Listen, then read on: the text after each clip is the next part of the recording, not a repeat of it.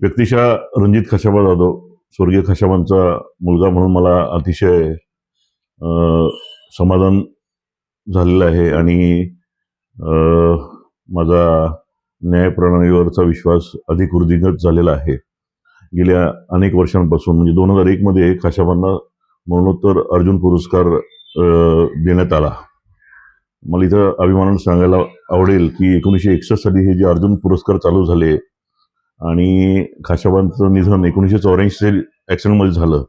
मात्र ते जिवंत असताना दुर्दैवाने त्यांना तो जिवंतपणे अर्जुन पुरस्कार दिला गेला नाही. मात्र 2000 मध्ये मी तत्कालीन क्रीडा मंत्री उमा भारतीजी म्हणून ज्या होत्या त्यांना व्यक्तिशः पत्र लिहिलं होतं आणि त्यांना असं विदित केलं होतं की खाशाबा हे भारताचे पहिले वैयक्तिक ऑलिम्पिक पदक विजेते आहेत आणि त्यांचं नाव त्या यादीमध्ये करणं अतिशय महत्त्वपूर्ण वाटतं.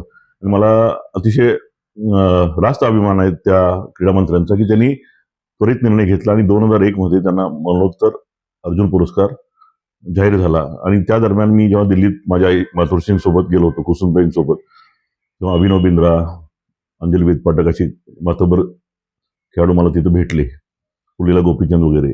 आणि त्याच्याही पुढे एक नागरी पुरस्कार असतो पद्म वगैरे, असं मला कळालं. तेव्हापासून माझी ही लढाई चालू झाली.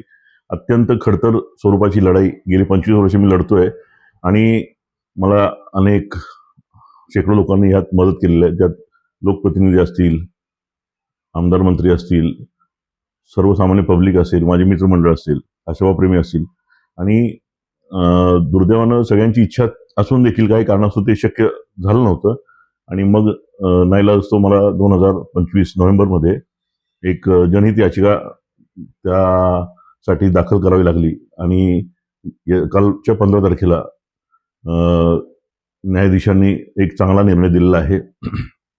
त्यात त्यांनी असं नमूद केलं की खाशाबा हे निर्विवाद भारताचे पहिले वैयक्तिक ऑलिम्पिक पदक विजेते आहेत आणि त्यांच्याशी प्रलंबित असणारा हा पद्मविभूषणचा मुद्दा 4 मे अथवा तत्पूर्वी भारत सरकारने त्यांना तो देऊन त्यावर त्वरित निर्णय घ्यायचा आहे, असे निर्देश माननीय कोर्टाने दिलेले आहेत.